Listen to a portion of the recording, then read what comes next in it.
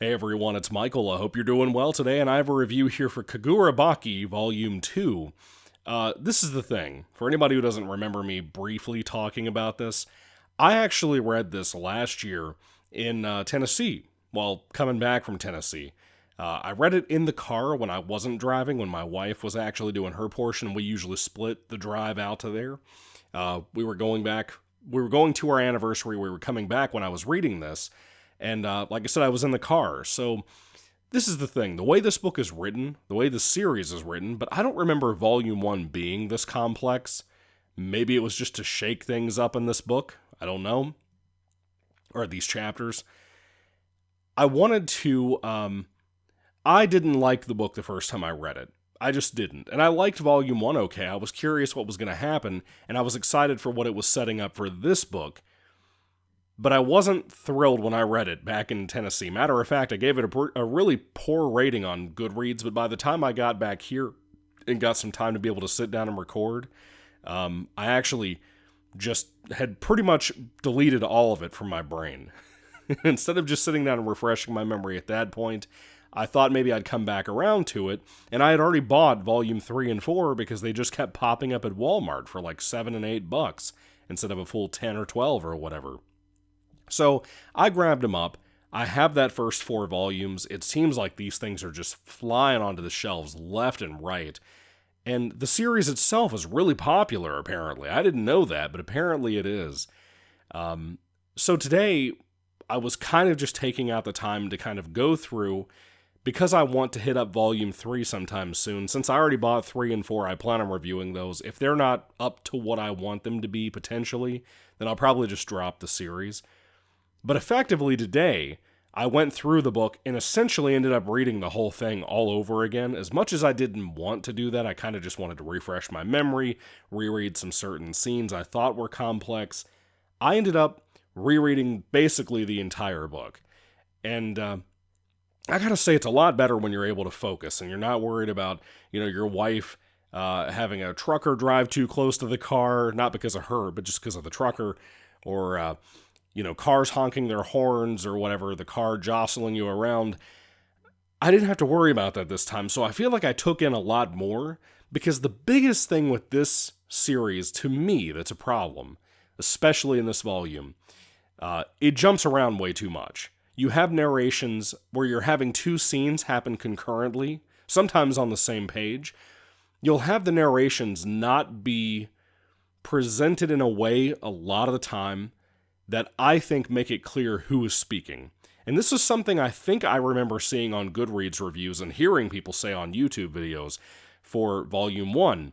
Volume 2 is really guilty of it, to me personally. I think it's especially guilty of this. And I had that issue here. A lot of the time you'll have internal thoughts and monologues and whatnot from Chihiro, our main character, that I think are coming from him, but then it'll kind of cross-cut to, like, in this case, Sojo, our main villain's, at least in this story, his thought process. And it will do this sometimes, like I said, on even the same page. It becomes too much. And sometimes it even cheats. This book is so guilty because of its magic system involving the swords. It's trying to info dump on you. And I don't think I've ever read a manga outside of, and this is just me because I'm kind of a normie to manga, outside of My Hero Academia, which is not as guilty of this as this series is. This series is trying to info dump on you, just like if you picked up a Brandon Sanderson, not saying he ever did this because I never read one of his books, but a fantasy book in general, Lord of the Rings, whoever, and to set the stage, they dump every detail an inch of that world into 50 pages before they even explain what happens or who's where in a scene. It's too much. It's too much telling and not showing for this series so far, especially here.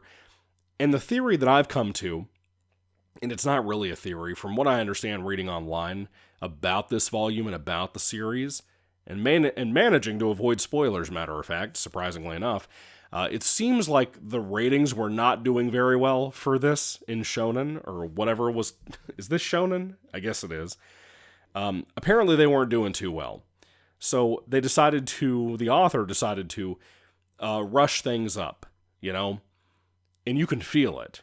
To me, there's so much that happens here that should take a couple of volumes, or at least a book and a half, to explain a lot of what's going on here without the info dumping. And sometimes it cheats, like I mentioned a moment ago, where you'll just have like a page with a couple of panels, but no joke, like 2 paragraphs of actual writing explaining, now they've figured out this, now they've figured out whose sword has whatever ability.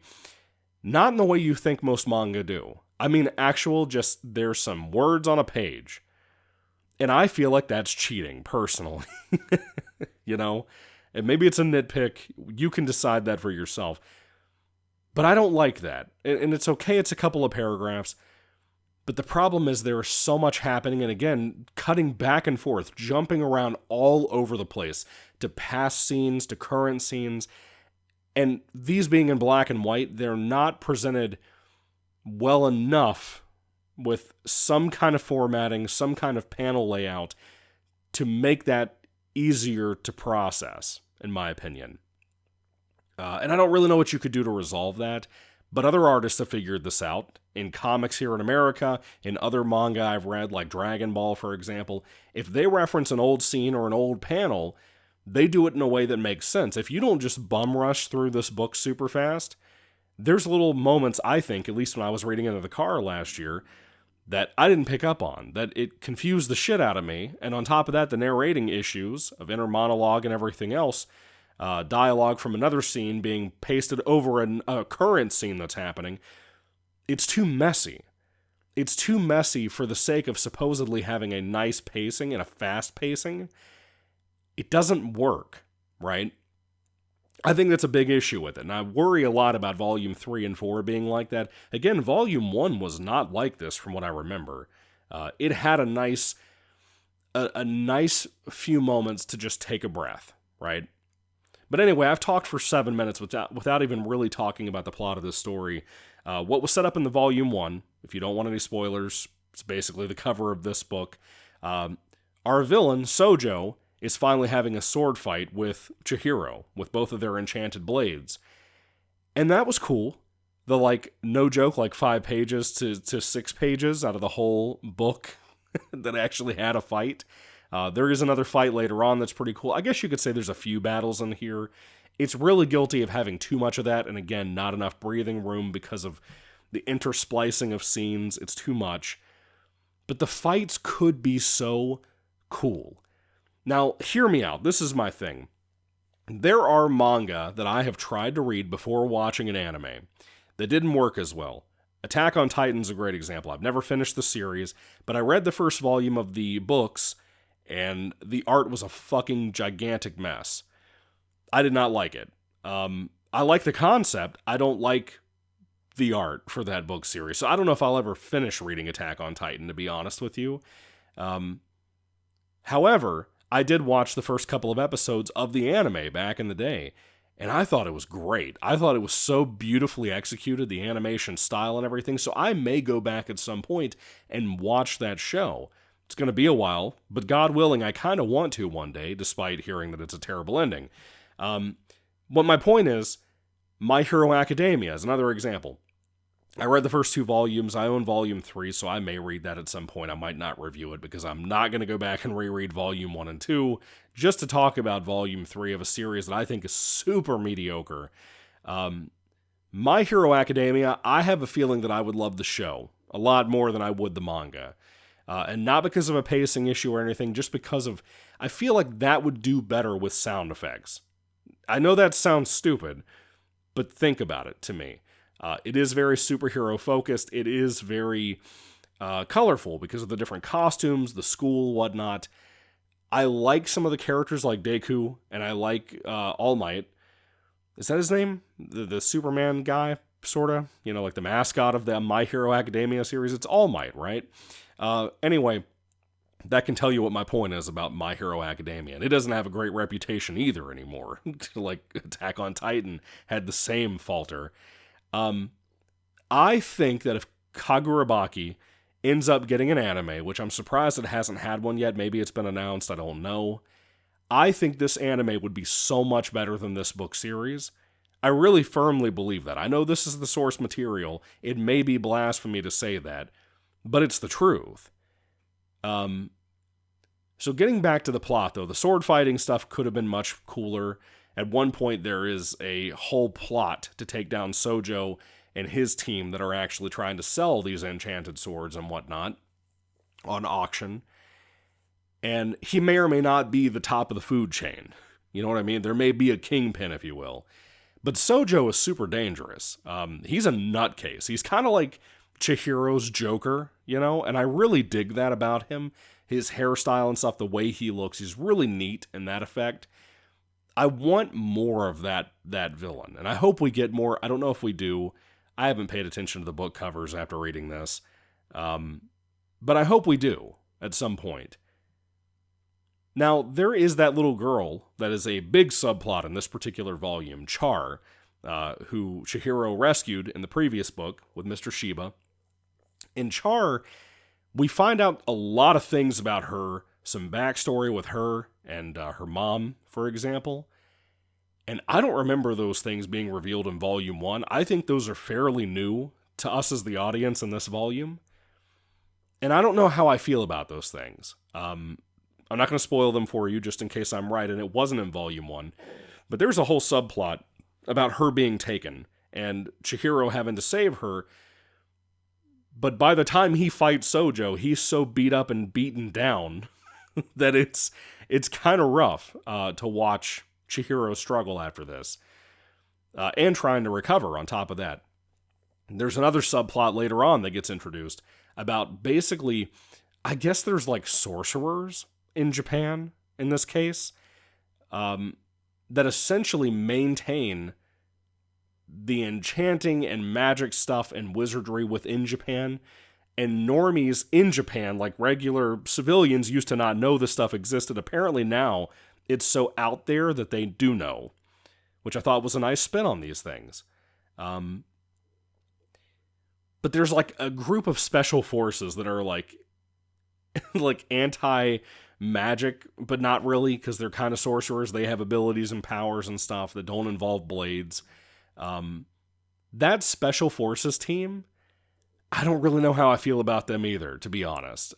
They're kind of introduced so quickly, and there's a lot of like, almost like a heist movie planning, but in this case it's a reversal, trying to save the little girl, Char, from being kidnapped. I don't know how I feel about all that, to be honest with you. It is such an all-over-the-place book. There are things that I want to love more than I do. Like, it feels like there's an essay every time a fight happens about the different abilities that the swords have, whether it be Chihiro's sword or whether it be the one that Sojo's using, the Cloud Gouger or whatever. There's just too much info. There's just too much info here. It needs to slow down in pace. It's such a cool concept for a manga, and eventually, I'm assuming, an anime. And I was really looking forward to it, but it has really fallen apart for me. And again, rereading it this time, I'm glad I reread it. I feel like I appreciate it a little bit more, but it's so sloppy, so often with the narration issues. I don't know. I just have a lot of problems with Kagurabachi, especially in this volume. Again, Volume 1 was really promising. If you want to go hear my thoughts on that, go back in the channel. But this is not what it needs to be, in my opinion. If Volume 3 is really rough, like worse than this, which I would be shocked if it is, this feels like a rough patch of getting used to things. But this also feels like that book that hardcore fans excuse away and try to tell you, if you just make it through those amounts of chapters, you'll love the rest of the series. Get out of here with that shit. Maybe it does, but I don't know. So anyway, I hope Kagurabachi Volume 3 is better. Right now, Volume 2 is rough. It's really rough. It's definitely, to me, it's not at the scope that it should be when it comes to the fighting. It's too messy. Volume 1 is better. Hands down, as an intro to the series, an intro to these characters like Mr. Shiba, and especially Chihiro, who I still like quite a bit. He's very noble here. I really love that about him. Volume 1 was better. So anyway, what do you think about the series? I'd love to hear your thoughts on it, especially if you're a die-hard fan. So I'm going to try to get around to covering more of these. I can't promise how soon I'll get to them, but I want to. I'm hoping it gets better. I've already spent, what is it, $10 a volume, so there's like $20 I've already invested on volume 3 and 4, so I might as well hit them up, like I said. I hope it's good. I hope it gets better to where I'll be a fan, but right now, I don't know if I'd call myself a fanatic at all. So anyway, thank you guys again. God bless you all. Catch you later, and goodbye.